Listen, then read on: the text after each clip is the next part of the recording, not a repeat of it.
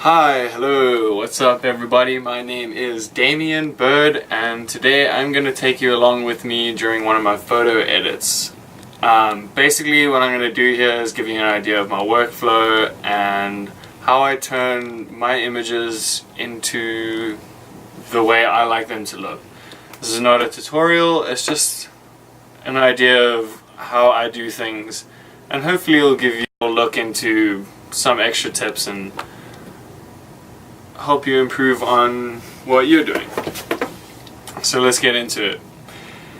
Here I have this image and I will be trying to turn it into something a lot more exciting. First thing I notice is that the exposure is all wrong, so I'm going to want to bring that up a little bit just to get some of the detail back. Bring the highlights down to keep the detail there, give it a bit of an HDR look to it. So now I have an idea of the color range and the light range that I have in this photo.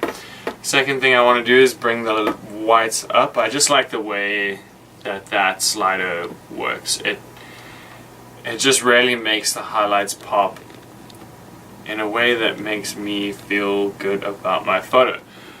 Then I will use the tone curve. The tone curve I feel is the best way to give contrast to an image just because of the way it works. I especially love the way it looks when you bring out the highlights, because it not only makes them brighter, it also gives them a bit more vibrance and pop. Speaking of vibrance, that is something that I will definitely bring up in this image. The sunset has some lovely colors. I definitely want them to be shown. Then I feel like we are at a good point of an idea of what I want the photo to look like.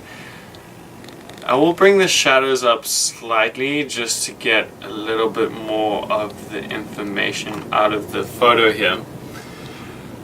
Second thing I notice about this photo is that I don't really like how the sun and the pier are split from each other. I feel like it gives too many subjects for a person to look at.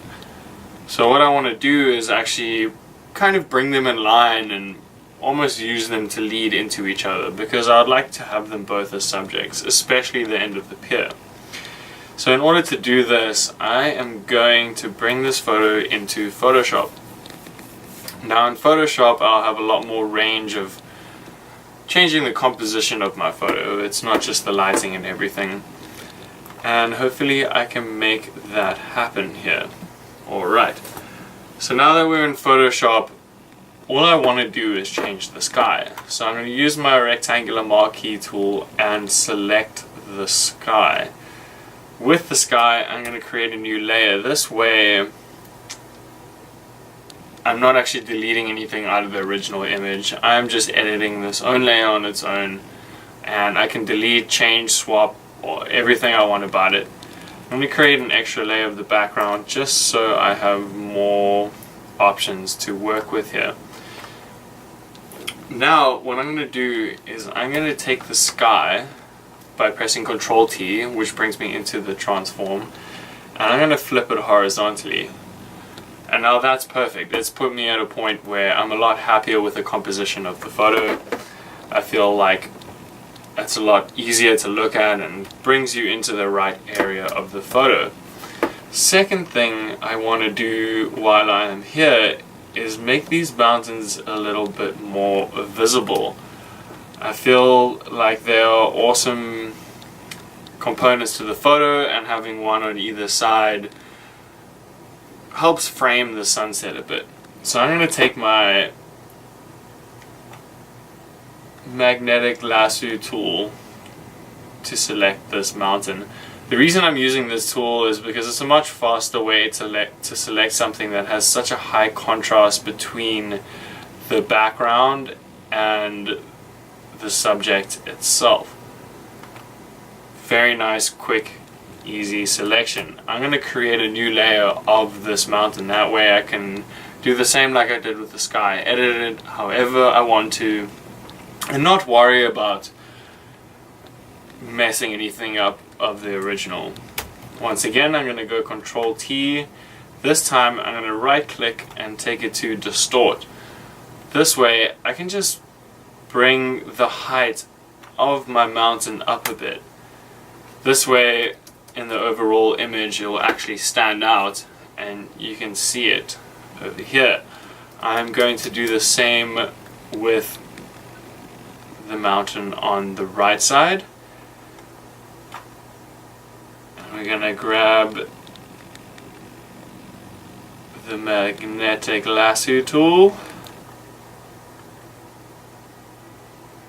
Something you should know about the magnetic lasso tool is if it's not connecting to where you want it to connect, if you left click on your mouse, it will choose a point where your mouse is currently located and actually select that area for you.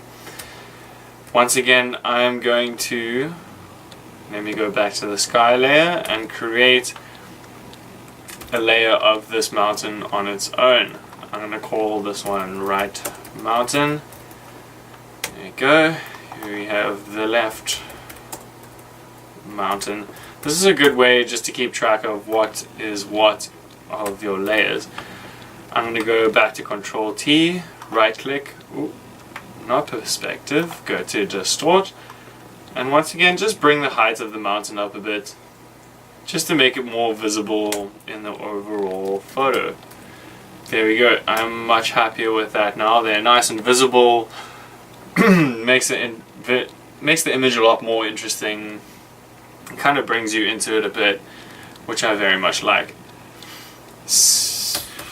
Third thing I'll notice after flipping the sky, there's a bit of a hard line on the horizon here.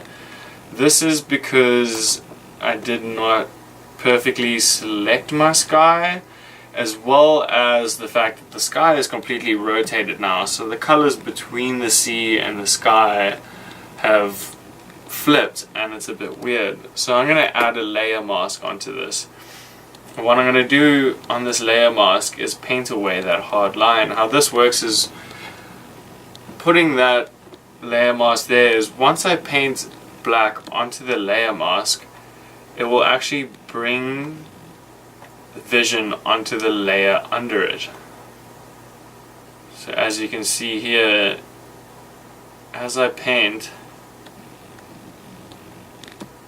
the line of the horizon softens slightly.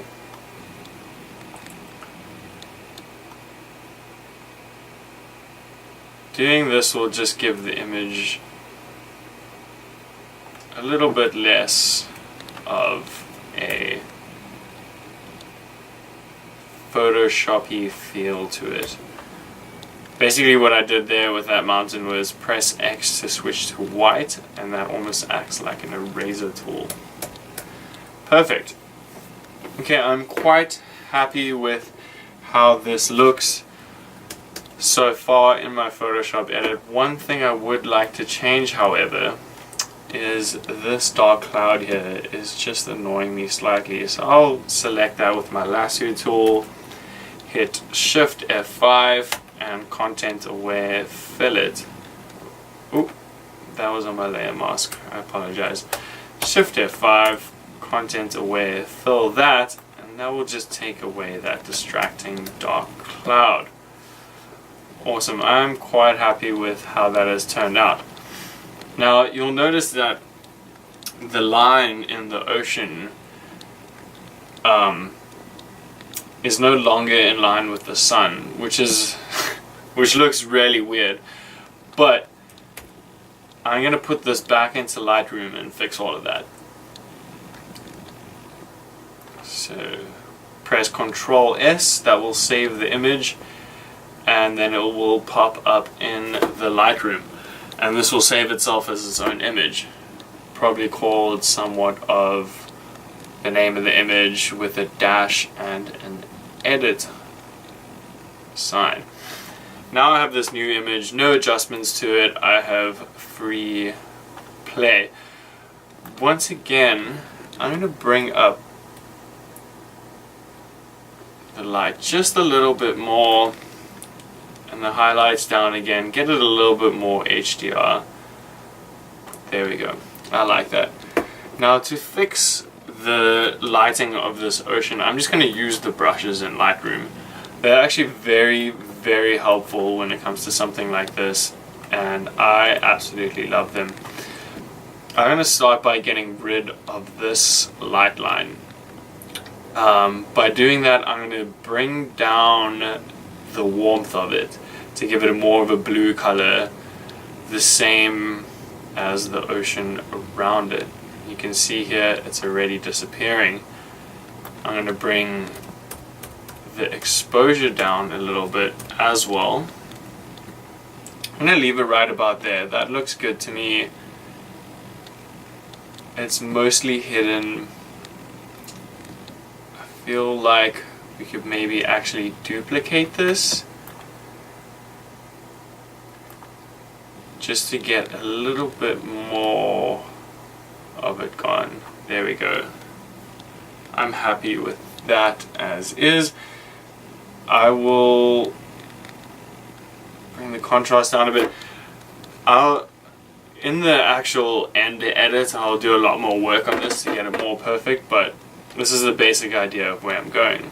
Once again, I will take a new brush, and this time I'm going to try create a new line to give that bright color back, but this time in this area. So I'll start with warmth. I'm going to paint the area that I want it to highlight and really accentuate and give a bit of a leading line between the sun and the pier. Bring the warmth up a bit. Just try to get the color looking as natural as I can. Make the brush a bit bigger here. I got a big feather on it just to make sure that it looks more natural. There we go. I'm quite happy with how that is so far. Now, to bring even more attention into that area, I'm going to give the photo a bit of a vignette, just to kind of bring the focus towards where the sun is.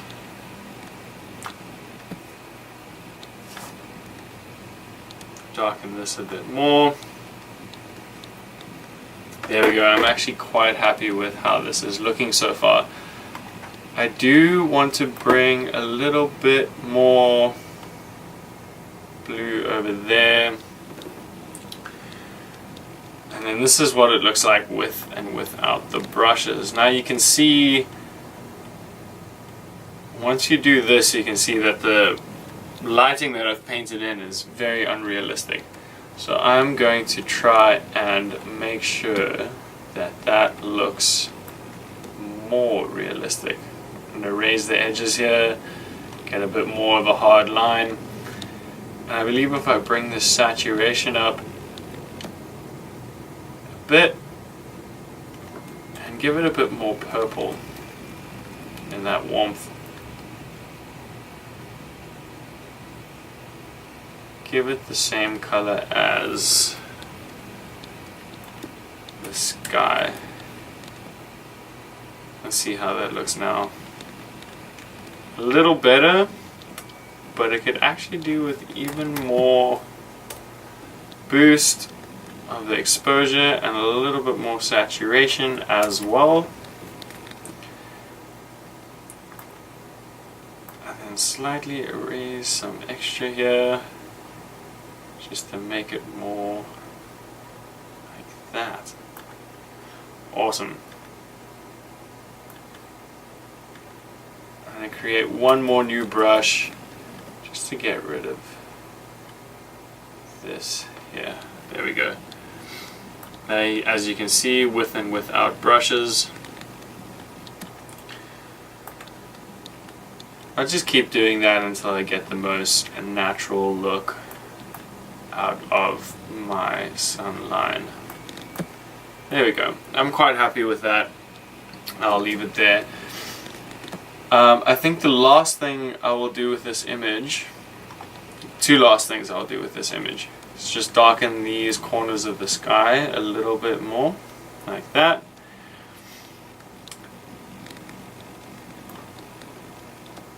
And then I want to change the color completely. I love the color of the sunset, but I feel like it could pop a lot more. And there's a certain way that I want it to look. So I'll bring the blues down a little bit and then go into my split toning and give it a bit more of a red hue on both the highlights and the shadows. Because this is the color I'm looking to get out of this, I'll leave my blues a little bit more saturated. I feel like that looks a lot better. Although it is oversaturated, so I will take that down to about here. Now I'm noticing after putting that in is that this area isn't as highlighted as I want it to be, so I'm going to add an elliptical adjustment tool and just kind of bring this leading line that I want in my photo up a bit more.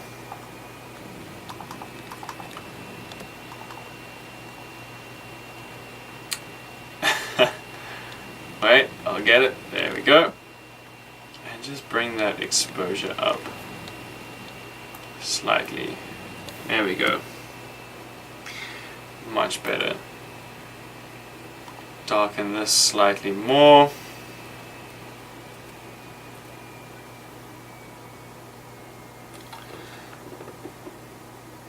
That is looking good so far. I want to take the saturation out of the split tone slightly. It's a little bit too much. There we go. That's better. Now, last thing I will do with this photo is actually bring it back into Photoshop. Make sure you don't have the image you saved already open, otherwise it won't keep the Lightroom adjustments with it. Throw this back into Photoshop. Last thing I want to do is just make the pier pop a little bit more so that you can clearly see that it's the subject. I'm going to create 2 layers of this entire photo. I'm going to bring the brightness all the way up to about where I want the pier to be, which is perfect like that. Throw on another masking tool and paint this one fully black. This way, when I paint white into my masking, it will just lighten up the areas that I paint onto, just like this.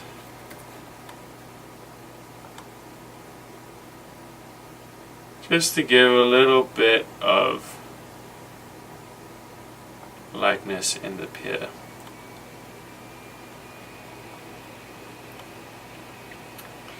This way it makes it more of an obvious subject and will make me a lot happier with the overall image. There we go. Just some easy light brushing. There we go. I love that. Once again, hit Control S. You'll see it'll bring that image back into Lightroom. And there you have it.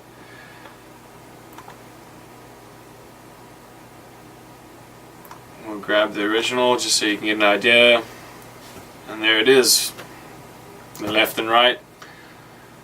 I hope you enjoyed this. I hope I didn't make it too long, and hopefully it gave you some insight into ways to kind of make your photos pop a little bit more, and will help streamline your editing. Thanks for watching, guys.